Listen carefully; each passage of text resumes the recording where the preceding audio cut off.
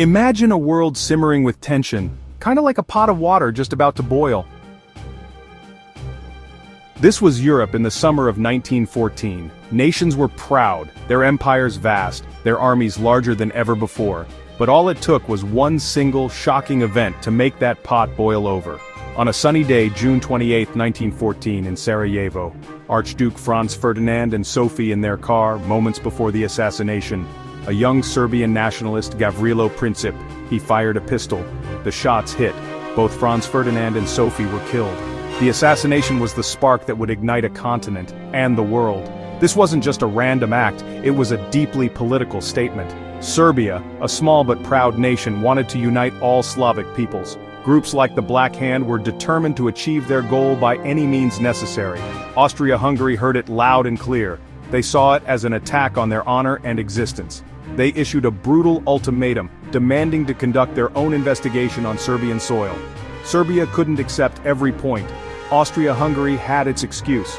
On July 28, 1914, 1 month after Sarajevo, Austria-Hungary declared war on Serbia. The first domino had fallen. Many believed it would stay regional. They were wrong. They underestimated the web of secret treaties tying Europe's great powers together. The world was about to change forever. The reason a conflict between Austria-Hungary and Serbia couldn't remain small was a system of alliances that had divided Europe into two armed camps. Think of it like two schoolyard gangs who have sworn to back each other up in any fight.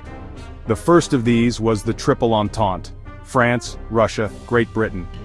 France and Russia had a firm military pact driven by mutual fear of Germany. On the other side stood the Triple Alliance: Germany, Austria-Hungary, Italy. Russia, seeing itself as protector of Slavs, began to mobilize its massive army. This is where the domino effect truly began. Germany saw Russia's mobilization as a direct threat, fearing a two-front war. Russia in the east, France in the west. They declared war on Russia, then France 2 days later. The German war plan relied on knocking France out quickly, then turning to Russia. The final domino fell when Germany marched into neutral Belgium. That was a step too far for Britain. On August 4, 1914, Great Britain declared war on Germany. In just over a week, a Balkan dispute had exploded into a European war. All because of these interlocking promises. Long before the first shots were fired, the nations of Europe were locked in a fierce and expensive arms race. This was especially true on the high seas between Great Britain and Germany. For centuries, Britain's Royal Navy had ruled the waves, protecting its vast global empire. But Germany, under Kaiser Wilhelm II, began an ambitious program to build a powerful navy of its own. When Britain launched the revolutionary HMS Dreadnought in 1906, a battleship so advanced it made all previous ships obsolete, the race intensified. Both nations poured immense resources into building bigger, faster, more powerful warships. This naval race created an atmosphere of deep suspicion and hostility. On land, the armies of Germany, France, and Russia were growing at an alarming rate. Conscription was standard, allowing them to maintain huge standing armies and even larger reserves. Military leaders gained enormous influence over politicians, and war plans were drawn up with obsessive detail. Germany's Schlieffen Plan was incredibly rigid, based on speed and a strict timetable. Once mobilization was ordered, the military machine would roll forward almost automatically. Political leaders had very little time to find peaceful solutions once a crisis erupted. This combination created a use it or lose it mentality. Each nation believed it was better to strike first. The constant focus on military solutions made war seem not only possible but noble and heroic. Europe had become a powder keg, and the arms race had supplied enormous amounts of gunpowder. The assassination in Sarajevo simply provided the match. Another powerful undercurrent pushing Europe towards war was imperialism. During the late 19th and early 20th centuries, the great powers were engaged in frantic competition to build global empires. They scrambled to claim territories in Africa, Asia, and the Pacific, seeking resources, raw materials for their factories, new markets for their goods, and strategic naval bases. This scramble for Africa saw the continent carved up by Britain, France, Germany, and Belgium.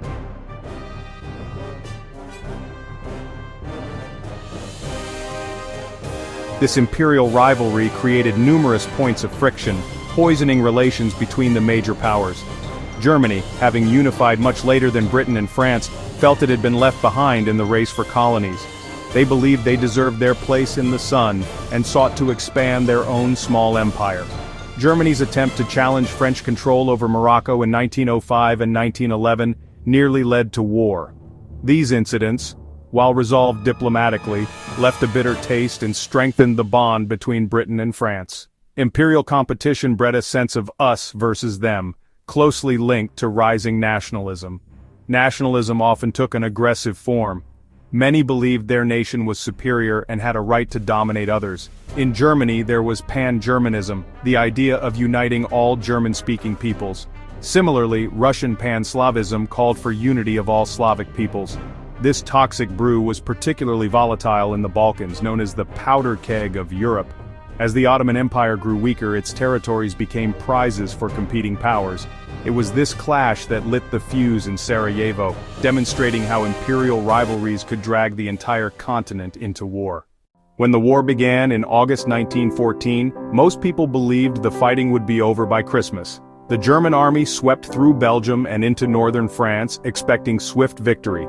However, their advance was halted at the Battle of the Marne, just a few dozen miles from Paris. What followed was a race to the sea, resulting in a continuous line of trenches stretching nearly 475 miles. From the Swiss border all the way to the North Sea. This became the Western Front for the next 4 years. It was a landscape of mud, barbed wire, and death. Life in the trenches was horrific. Soldiers lived in constant fear of artillery shells, sniper fire, and poison gas attacks.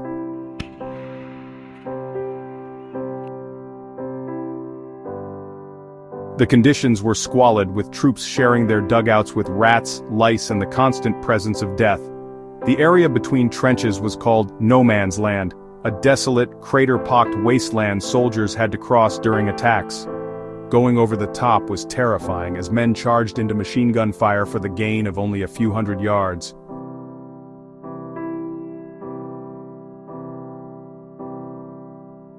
Battles like the Somme and Verdun in 1916 became infamous for their staggering casualty rates. On the first day of the Somme alone, the British Army suffered nearly 60,000 casualties. At Verdun, French and German armies fought for 10 months, resulting in over 700,000 killed, wounded, or missing. This static warfare spurred rapid technological development. Tanks, poison gas, and aircraft were introduced.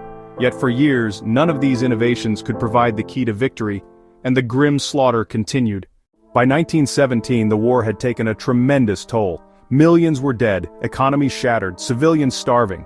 A pivotal moment came when Russia, torn apart by revolution, withdrew from the war. Germany moved hundreds of thousands of troops from the eastern to western front, hoping to strike a decisive blow. That new enemy was the United States. America had remained neutral for 3 years. Germany's unrestricted submarine warfare, including sinking American ships, finally drew the U.S. into conflict in April 1917. Fresh American troops began arriving to bolster Allied forces.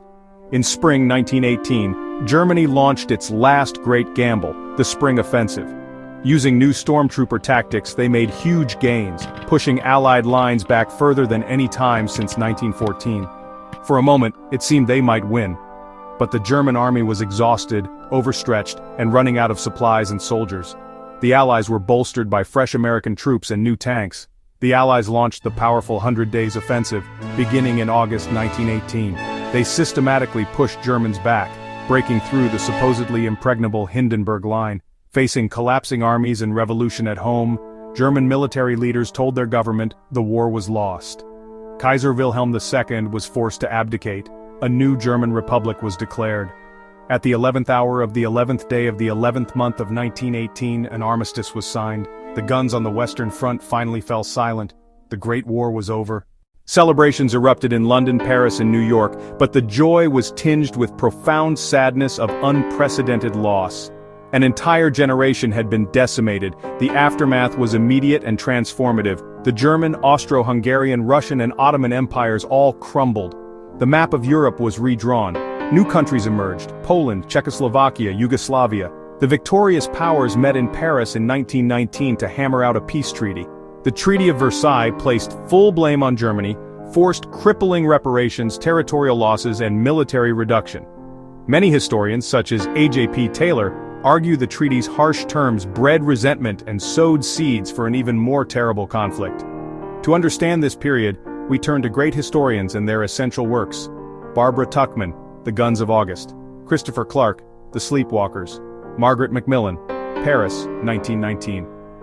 These books are essential for deeper study. The war's legacy is still visible. Downfall of monarchies, rise of communism and fascism, women entering the workforce, advances in medicine. The desire to prevent another catastrophe led to the League of Nations, forerunner to today's United Nations. I hope this journey has been illuminating. We must never forget this complex, tragic story. It warns how quickly nationalism, fear, and diplomatic failure can lead to catastrophe. Study historians, visit battlefields and memorials. History is our guide and warning. If you found this video helpful, please like and subscribe to our channel for more historical content. Keep exploring history. Goodbye for now.